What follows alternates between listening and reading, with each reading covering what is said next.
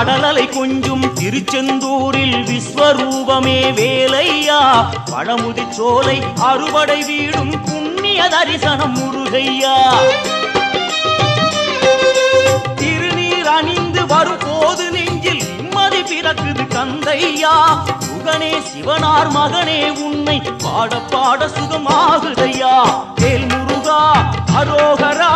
அரோகரா வேல் முருகா